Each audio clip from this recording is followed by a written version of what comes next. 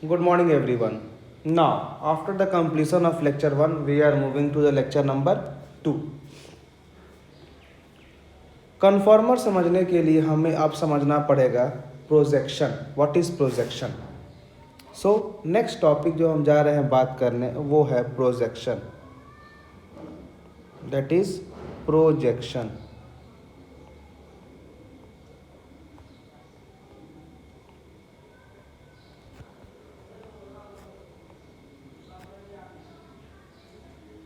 Projection की अगर हम बात करें, अब यहाँ से बेटा आपका haloalkanes haloarenes chapter start हो चुका. सो हम बोल सकते हैं कि it is the continuation of haloalkanes and haloarenes. तो अगर हम प्रोजेक्शन की बात करें तो जो हमें प्रोजेक्शन पढ़ना है वो है न्यूमैन प्रोजेक्शन. वो हमें पढ़ना है न्यूमैन प्रोजेक्शन.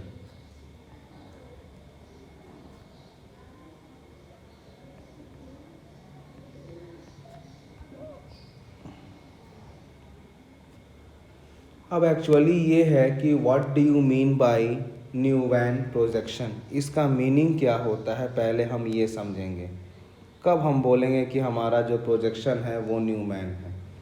तो एक शॉर्ट टर्म में हम क्या बोलते हैं,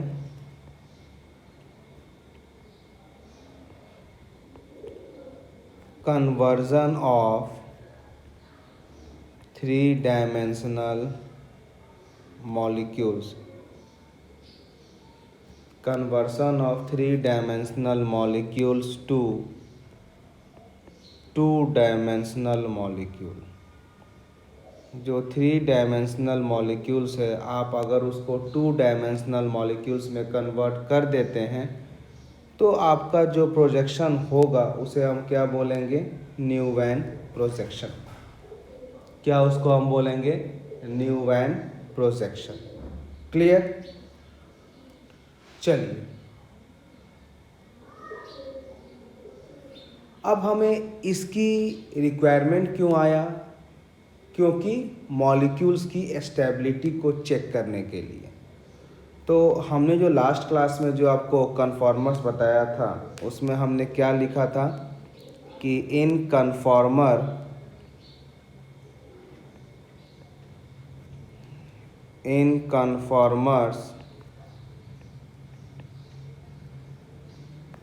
there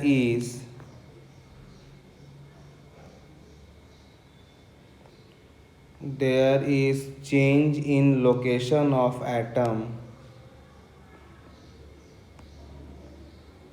There is change in location of atom due to which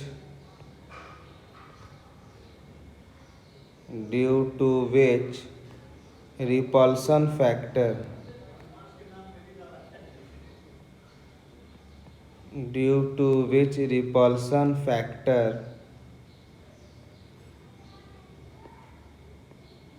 hence stability also varies.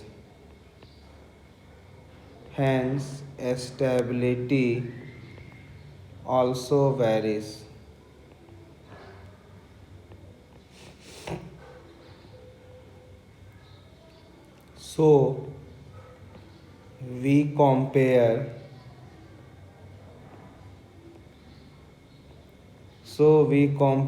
stability through this projection.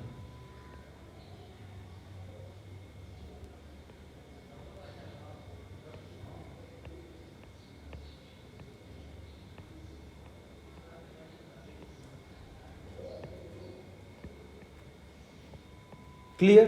तो हमने क्या बोला कि कन्फॉर्मर्स में क्या होता है कि मॉलिक्यूल सेम रहते हैं लेकिन सिंगल बॉन्ड के एलोंग हमारा होता है फ्री रोटेशन, जिसके कारण मॉलिक्यूल्स अपना पोजीशन को चेंज कर सकते हैं. और कभी कभी क्या होता है जब दो मॉलिक्यूल्स आमने और सामने आते हैं तो उनमें रिपल्सन होता है, जिनके कारण स्टेबिलिटी फैक्टर हमारा चेंज होता है.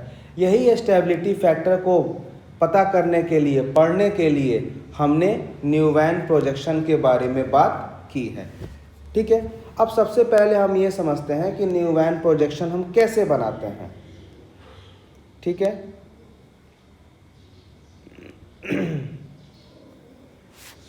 नेक्स्ट हम बात करते हैं न्यूमैन प्रोजेक्शन का।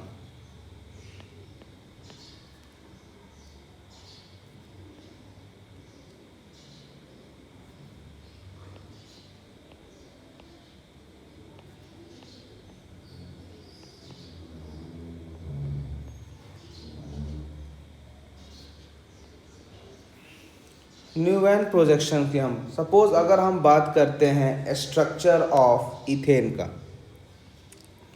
हम बात कर रहे हैं स्ट्रक्चर ऑफ इथेन।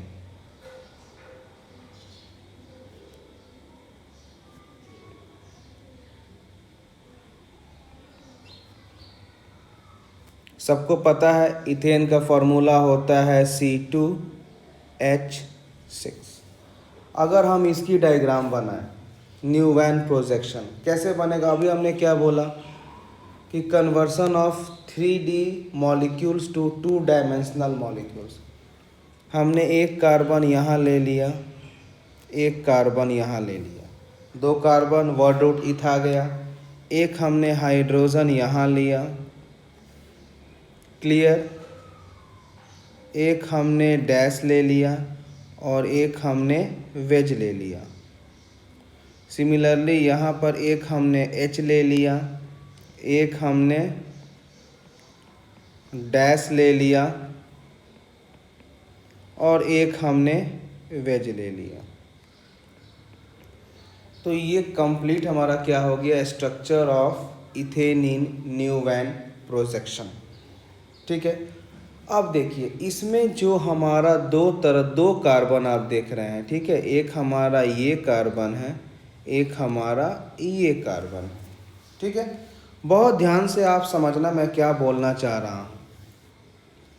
जब आप अपना आई, आँख, ये आपका आई है, दिस इज़ योर आई, जब आप अपने आँख से यहाँ से देखोगे, हम क्या बोल रहे हैं, यहाँ से देखोगे, तो आप क्या देखोगे कि जो ये वाला कार्बन है, ये सबसे, जो ये वाला कार्बन है ये सबसे पहले दिखेगा और ये वाला कार्बन बाद में दिखेगा, क्योंकि आप कहाँ से, आप यहाँ से देख रहे हो। यानी जो कार्बन सबसे पहले दिखा उसको हम क्या बोलेंगे, फ्रंट कार्बन। उसको हम क्या बोलेंगे, उसको हम बोलेंगे फ्रंट कार्बन। और जो कार्बन फ्रंट के पीछे होता है उसको हम बोलते हैं BAC, बैक और रियर कार्बन, REAR, क्या बोलेंगे इसको हम, बैक और रियर कार्बन। आपने जब लेफ्ट तरफ से देखा तो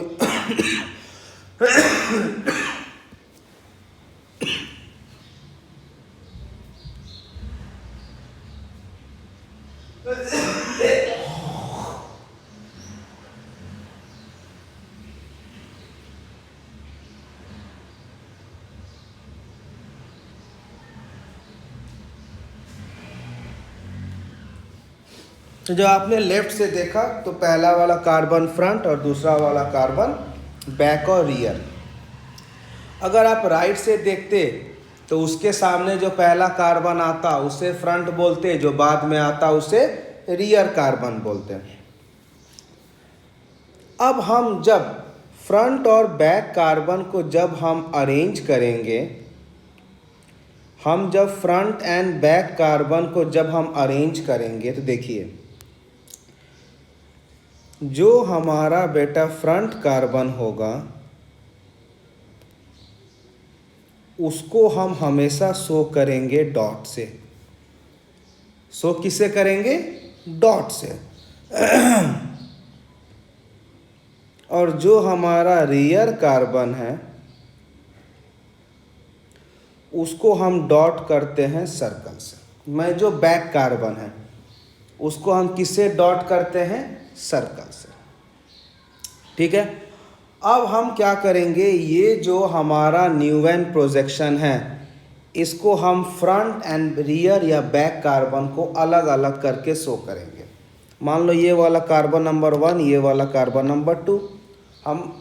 हम कार्बन नंबर 1 के लेफ्ट में देख रहे हैं, यानी कार्बन नंबर 1 हमारा फ्रंट कार्बन है। अगर इसका हम ड्रॉ करें सिंबल के साथ तो फ्रंट कार्बन है, तो फ्रंट कार्बन को हम शो करेंगे डॉट से। ठीक है, अब हम देख रहे हैं कि एक हमारा बॉन्ड इधर है, एक बॉन्ड इधर है, एक बॉन्ड इधर है। ये हमारा हो गया कार्बन 1। कार्बन 2, ऊपर वाले इथेन के मॉलिक्यूल्स में बैक या रियर कार्बन है। बैक या रियर कार्बन को हम शो करते हैं किससे? सर्कल से। तो सर्कल शो कर देंगे। फिर ये हो गया पहला, ये हो गया दूसरा, ये हो गया तीसरा, ये C2 है। तो इस तरह से हम मॉलिक्यूल से फ्रंट एंड रियर कार्बन को पता कर इस तरह से ड्रॉ कर सकते हैं। लेकिन जो हमारा इथेन का मॉलिक्यूल्स है उसमें फ्रंट एंड रियर कार्बन दोनों अटैच है। हमने बनाया है दोनों अलग अलग, both I have drawn separately but in the molecules they both are attach. तो अब हम इनको एक साथ कंबाइन बनाएंगे। तो ये कैसे बनेगा?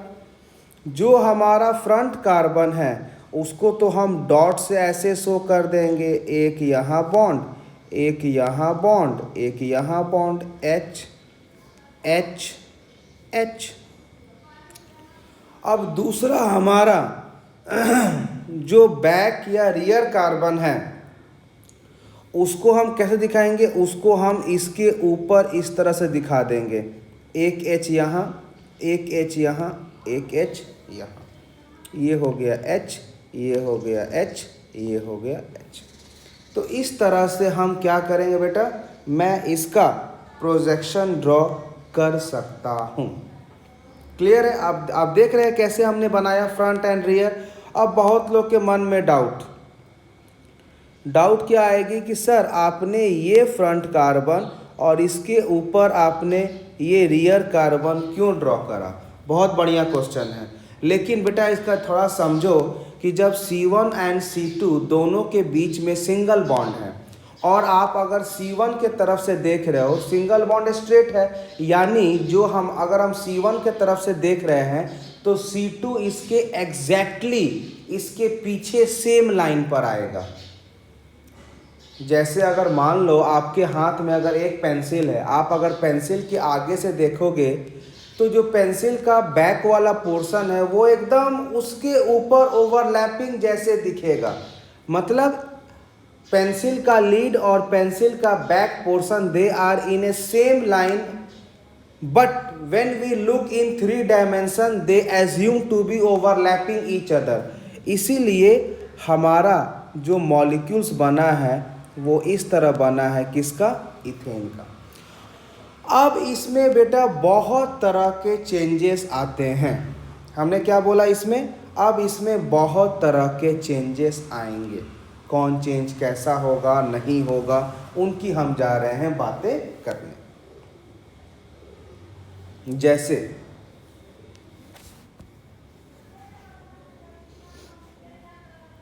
हमने अभी जो इथेन का ड्रॉ किया प्रोजेक्शन, वो कुछ हमने इस तरह ड्रॉ किया, H H H। अब ये डॉट से हम दिखाएं तो ये हमारा हो गया फ्रंट कार्बन। सबको समझ में आ रहा है? इथेन में 2 कार्बन है तो एक हमारा हो गया बैक कार्बन। एक हमने H यहाँ ड्रॉ किया, एक हमने H को यहाँ ड्रॉ किया और एक हमने H को यहाँ ड्रॉ किया। अब इसमें वेरियस तरह के क्वेश्चंस आएंगे। अब ये वाला जो हमारा एंगल है थीटा, ये एंगल थीटा, इसको हम क्या बोलते हैं? इसको हम बोलते हैं टॉर्सनल एंगल। क्या बोलेंगे? TORSIONAL। इसको हम बोलते हैं बेटा torsional angle. Now what is the meaning of torsional angle? कभी कभी ये भी पूछता है कि इसका मिनिमम वैल्यू क्या होगा, मैक्सिमम वैल्यू क्या होगा, सब कुछ पूछते हैं वो। तो टॉर्सनल एंगल क्या होता है? चलो इसकी हम बात करते हैं क्या होता है। तो क्या होता है कि it is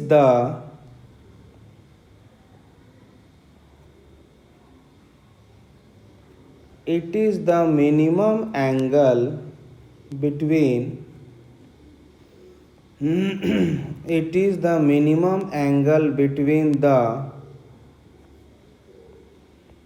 projected bond of the front carbon and back or rear carbon. जब आप फ्रंट एंड बैक कार्बन को प्रोजेक्ट करोगे, उसके बीच जो प्रोजेक्टेड बॉन्ड के बीच मिनिमम एंगल होगा, इन्हीं को हम बोलते हैं टॉर्सनल एंगल। अब इसका वेरियस पोजीशंस हैं कि कैसे कैसे आप मॉलिक्यूल्स को प्लेस कर सकते हैं, कैसे कैसे आप मॉलिक्यूल्स को प्लेस कर सकते हैं। हमारा ये क्वेश्चन है कि what can be the minimum value of torsional angle या थीटा। मिनिमम वैल्यू क्या हो सकता है, मैक्सिमम वैल्यू क्या हो सकता है, हमारा ये क्वेश्चन। चलो हम समझते हैं। नेक्स्ट जो हम जा रहे हैं बात करने, वो रहेगा हमारा minimum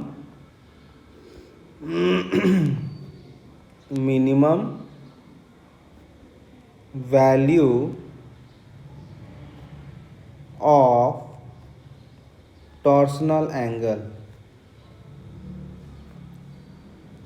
minimum value of torsional angle, that is theta is equal to 0 degree. तो अब इसका कैसा प्रोजेक्शन होगा, कैसे मॉलिक्यूल्स रखेंगे, चलो उसकी हम बात कर रहे हैं। अगर हम फ्रंट कार्बन की बात करें तो केवल डॉट होगा। डॉट के बाद आपका एक H यहाँ रख दिए, एक H यहाँ रख दिए और एक H यहाँ रख दिए। क्लियर। अब ये वाला हमारा हो गया रियर एंड बैक। तो अब हम एक H को यहाँ रखेंगे, एक H को यहाँ रखेंगे और एक H को यहाँ रखेंगे। अब आप क्या देख रहे हो कि दोनों एकदम एक दूसरे के पैरेलल पर हैं। तो इस केस में जो हमारा थीटा है, जिसको हम क्या बोल रहे हैं, टॉर्सनल एंगल, वो हमारा हो गया 0 डिग्री। क्या हो गया, 0 डिग्री। और इस स्ट्रक्चर का एक नाम है जिसको हम क्या बोलते हैं, इक्लिप्स, ECLIPSE। इसको हम क्या बोलते हैं, इक्लिप्स प्रोजेक्शन। इसको हम क्या बोलते हैं बेटा, इक्लिप्स प्रोजेक्शन। क्लियर है। तो इक्लिप्स प्रोजेक्शन में जो आपका टॉर्सनल एंगल है वो हो जाता है थीटा, और जो कितना हो जाता है, 0 डिग्री। और इसको हम रफ लैंग्वेज में क्या बोल सकते हैं कि when front bond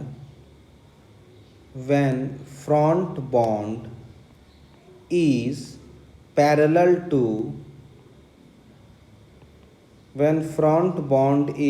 parallel to back bond। जब फ्रंट वाला बॉन्ड पैरेलल हो जाए किसके, बैक बॉन्ड के।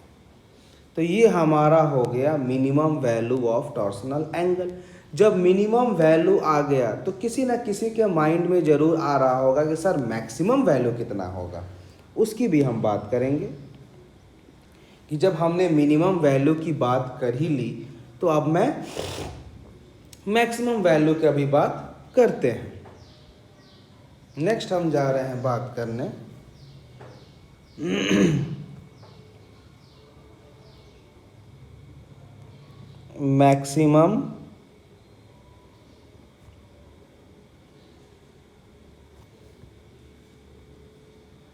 मैक्सिमम वैल्यू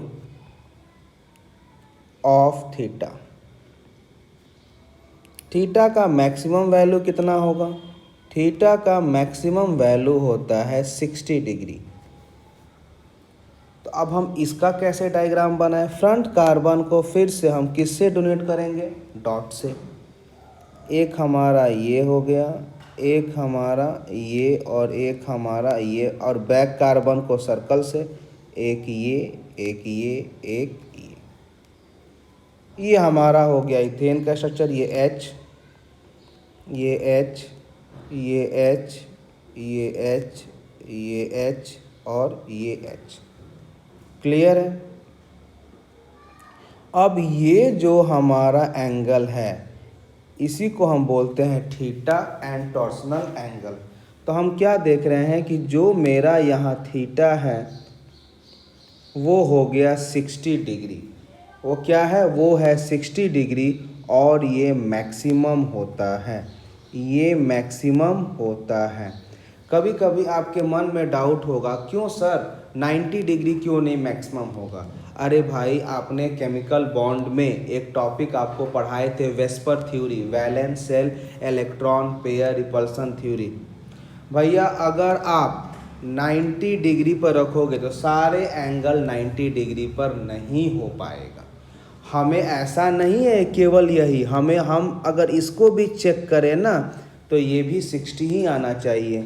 अगर मैं इसको भी चेक करूं तो ये भी 60 ही आना चाहिए। अगर मैं इसका मेज़र करूं एंगल, ये भी 60 आना चाहिए। इसका मेज़र करूं एंगल, ये भी 60 आना चाहिए। इसका हम मेज़र करें तो ये भी 60 आना चाहिए। और आपको पता है कि angle in A point in 3D is 360। तो हम 60 से ज़्यादा अगर करेंगे तो हमारा कंपाउंड रेगुलर नहीं होगा, इरेगुलर होगा। फिर जहाँ पर बॉन्ड बॉन्ड में रिपल्सन स्टार्ट हो जाएगा। तो हमें वैसा कंपाउंड को सेट करना है जहाँ पर आप जो कोई एंगल लो सारे एंगल सेम आएगा। जब सारे एंगल सेम हो जाएंगे तो उनमें रिपल्सन मिनिमम हो जाएगा एंड स्टेबिलिटी मैक्सिमम होगा। वैसे मॉलिक्यूल्स की बारे में ही हम बात करते हैं। तो ये वाला वही हमारा एग्जाम्पल है। तो हम क्या देख रहे हैं कि थीटा 60 से मैक्सिमम नहीं हो सकता। अब जब थीटा 0 था तो उसका नाम क्या था? Eclipse projection. अब जब थीटा हमारा 60 हो गया तब क्या नाम होगा बेटा इसका? तब हम इसको बोलते हैं स्टैगर्ड प्रोजेक्शन। नेक्स्ट वी से एज स्टैगर्ड प्रोजेक्शन। तब हम इसको बोलते हैं स्टैगर्ड प्रोजेक्शन। समझ में आ रही है? चलिए, तो हमने समझ गया कि मिनिमम टॉर्सनल मैक्सिमम क्या होता है। अब इनके बेसिस पर अब हम टॉर्सनल स्ट्रेन के बारे में बात करने जा रहे हैं।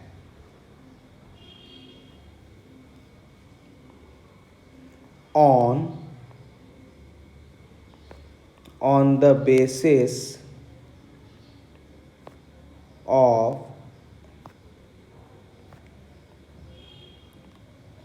the basis of torsional angle, we define torsional strain. We define torsional strain. अब टॉर्सनल एंगल के साथ साथ हम टॉर्सनल स्ट्रेन भी डिफाइन करेंगे।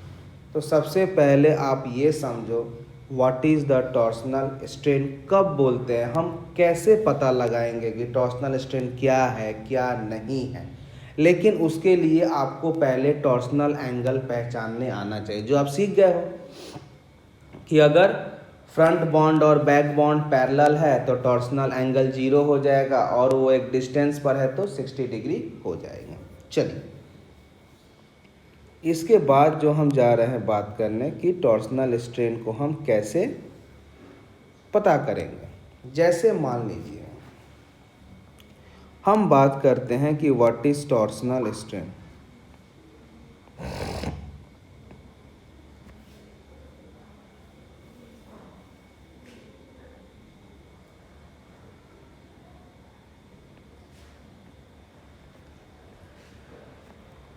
टॉर्सनल स्ट्रेन को अगर हम बारे में पता करें कि ये क्या होता है,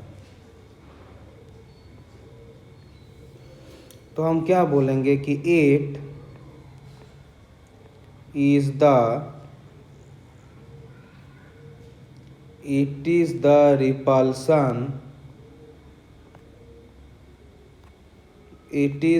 repulsion between the shared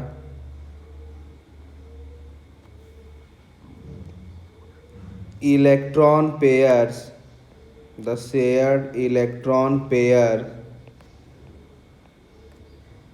of front carbon and back carbon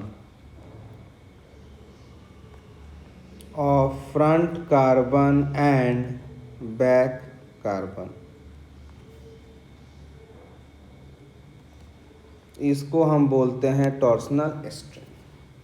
अब हम चेक करेंगे, हम पता करेंगे कि टॉर्सनल स्ट्रेन जब मैक्सिमम होगा तो टॉर्सनल एंगल कितना होगा, टॉर्सनल स्ट्रेन जब मिनिमम होगा तो टॉर्सनल एंगल कितना होगा, कब हमारा स्टेबिलिटी ज़्यादा होगा, कब हमारा एनर्जी कम होगा, इसकी हम बात जा रहे हैं स्टार्ट करने। क्लियर? बहुत सिंपल है, आपको समझ में आसान से आ जाएगा, कोई इसमें ज़्यादा टेंशन की बात नहीं लेने का। चलिए हम बात करते हैं। सबसे पहला, अगर हम इक्लिप्स प्रोजेक्शन ड्रॉ करें, मैंने पहले बोला इक्लिप्स मतलब जहाँ पर टॉर्सनल एंगल 0 डिग्री है। दूसरा हमने क्या बोला, स्टैगर्ड, जहाँ पर टॉर्सनल एंगल 60 डिग्री है। यही दो केसेस है, हम दोनों को एक एक करके डेप्थ में समझते हैं कि क्या होती है। चलिए स्टार्ट करते हैं। हम सबसे पहला बात कर रहे हैं इक्लिप्स प्रोजेक्शन का। इक्लिप्स प्रोजेक्शन,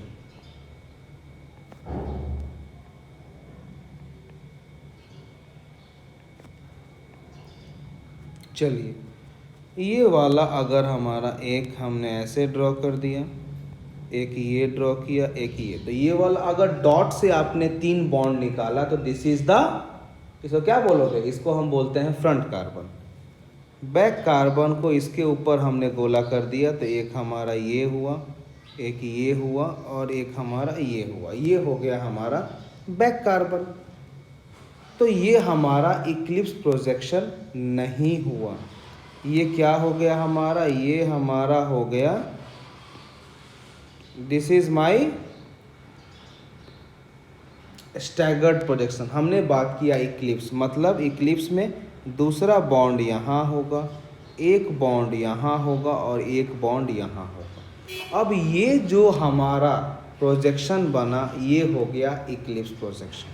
अब इससे हम क्या क्या इंफॉर्मेशन ड्रॉ कर सकते हैं। सबसे पहला इंफॉर्मेशन कि जो थीटा है, जिसको हम क्या बोलते हैं, टॉर्सनल एंगल, जो थीटा है जिसको हम बोलते हैं क्या, टॉर्सनल एंगल, ये कितना होता है, ये हो जाता है 0 डिग्री।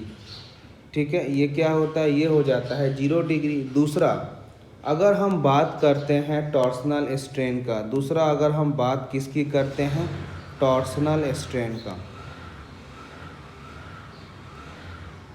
अगर हम बात करते हैं टॉर्सनल स्ट्रेन का, तो आप क्या देख रहे हो कि अगर हम फ्रंट कार्बन का बॉन्ड, मतलब क्या होता है, सिग्मा इलेक्ट्रॉन्स ये है, और बैक कार्बन का ये वाला इलेक्ट्रॉन्स है, तो ये दोनों आपस में इतने क्लोज हैं कि इन दोनों के बीच आपस में रिपल्सन होना शुरू हो जाएगा, क्योंकि दोनों तरफ इलेक्ट्रॉन्स है and both are of same kind, तो इनके बीच में रिपल्सन शुरू हो जाएगा। अब ये दोनों इतने क्लोज हैं कि इनमें मैक्सिमम रिपल्सन होगा। तो इस केस में हम क्या बोल सकते हैं कि torsional strain is equal to maximum. क्या हम बोलेंगे कि जो हमारा टॉर्सनल स्ट्रेन है वो मैक्सिमम होगा। को समझ में आ रही है? जब टॉर्सनल स्ट्रेन मैक्सिमम होगा तो तो आप एनर्जी के बारे में क्या बात कर सकते हो? जब दोनों बॉन्ड क्लोज है और दोनों बॉन्ड में इलेक्ट्रॉन्स हैं तो इनमें क्या होगा? रिपल्शन बहुत ही ज़्यादा होगा, means energy is too much high. तो हम क्या बोल सकते हैं इसमें कि जो हमारा एनर्जी होगा वो भी क्या हो जाएगा? मैक्सिमम। एनर्जी क्या हो जाएगा? ये भी हो जाएगा मैक्सिमम। और लास्ट हम बात करते हैं what is the case of stability, क्योंकि हमें अल्टीमेटली स्टेबिलिटी के बारे में ही बात करना है। तो आप तो शुरू से पढ़ते आ रहे हो कि जब हमारा एनर्जी मैक्सिमम है तो डेफिनेटली हमारा स्टेबिलिटी क्या हो जाएगा? मिनिमम। क्या हो जाएगा? Stability minimum. क्लियर? चलिए अब हम लेकिन दूसरा केस हम बात करते हैं स्टैगर्ड, जहां हमारा टॉर्सनल एंगल कितना था? 60 डिग्री। तो सेकंड हम जा रहे हैं बात करने किसका? Staggered projection.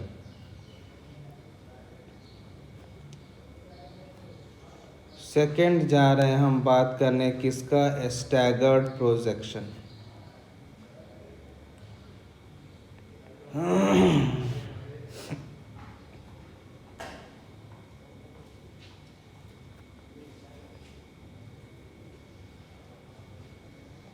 ये अब ये हो गया बैक कार्बन। तो स्टैगर्ड में एक एच यहाँ, एक एच यहाँ और एक एच यहाँ।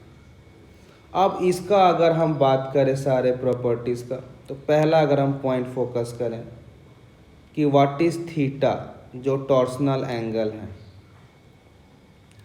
इसका थीटा कितना होगा? Torsional angle. तो ये आप देख रहे हो बेटा, ये हो जाता है 60 डिग्री।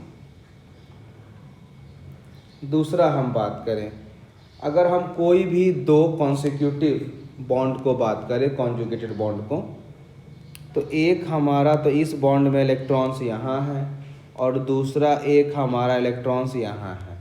तो आप क्या देख रहे हो कि यहाँ electron electron they are at an angle of 60 degree at a maximum distance. So क्या होगा? रिपल्सन मिनिमम होगा, मतलब torsional strain is minimum as compare to 0 degree. तो दूसरा अगर हम बात करते हैं टॉर्सनल स्ट्रेन की, सेकंड अगर हम बात करते हैं टॉर्सनल स्ट्रेन की, तो बेटा ये क्या हो जाएगा? मिनिमम, क्योंकि एंगल क्या है आपका? मैक्सिमम है, तो रिपल्सन कम होगा तो एनर्जी भी कम होगा। तीसरा अगर हम बात करें बेटा कि इस सिस्टम का एनर्जी क्या होगा, तो अभी आप बात कर रहे हैं जब दो बॉन्ड मैक्सिमम एंगल पर हैं तो रिपल्सन कम होगा तो एनर्जी कम, यानी एनर्जी क्या हो जाएगा? हमारा एनर्जी हो जाएगा मिनिमम। और आप बॉन्डिंग से पढ़ते आ रहे हो कि जब एनर्जी मिनिमम है तो स्टेबिलिटी क्या हो जाएगा? मैक्सिमम। स्टेबिलिटी क्या हो जाएगा?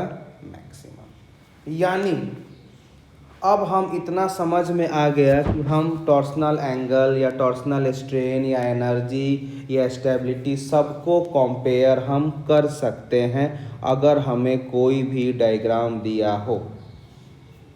समझ में आ रहा है कैसे होगा? चलिए, तो ये आपका हो गया regarding stabilities.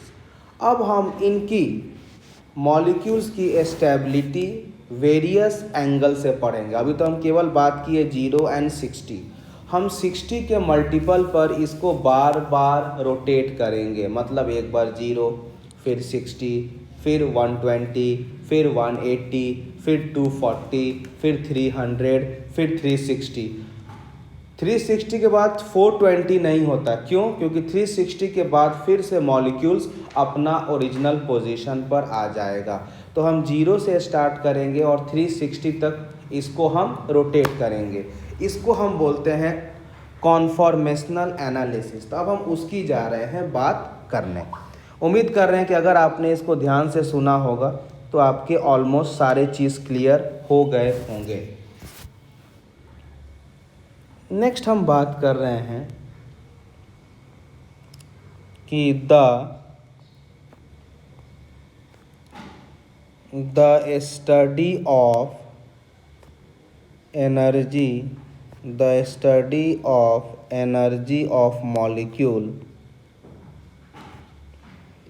The study of energy of molecules और stability of molecules, the study of energy of molecules or stability of molecules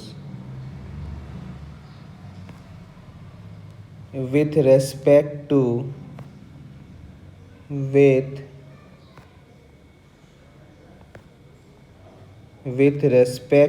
angle of rotation, with respect to angle of rotation is called conformational analysis, is called conformational analysis, is called conformational analysis.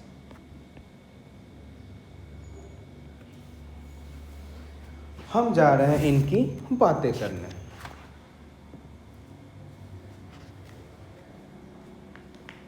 हम बात करते हैं ethane से, हम बात करेंगे ethane से।